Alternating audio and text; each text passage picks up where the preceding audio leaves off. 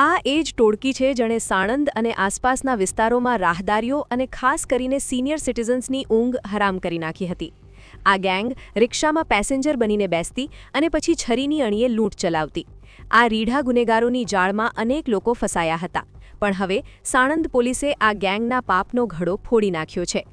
આ ગેંગ ગત 31 માર્ચના રોજ બાવળા રોડ પર એક વૃદ્ધને રિક્ષામાં બેસાડી છરી બતાવી માર મારી તેમના શર્ટના સોનાના બટન લૂંટી ફરાર થઈ ગઈ હતી. રિક્ષામાં અગાઉથી જ પેસેન્જર બનીને બેસી જતી આ ગેંગમાં એક મહિલા પણ સામેલ હતી, જેથી કોઈને શંકા ન જાય.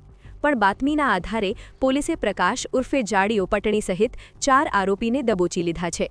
પકડાયેલો મુખ્ય આરોપી પ્રકાશ ઉર્ફે જાડીઓ કોઈ સાધારણ ગુનેગાર નથી. તેની સામે અગાઉ 18 જેટલા લૂંટ અને ચોરીના ગુના નોંધાયેલા છે. મહિલા આરોપી પૂનમ સામે પણ ચોરી અને લૂંટના 2 ગુના નોંધાઈ ચૂક્યા છે.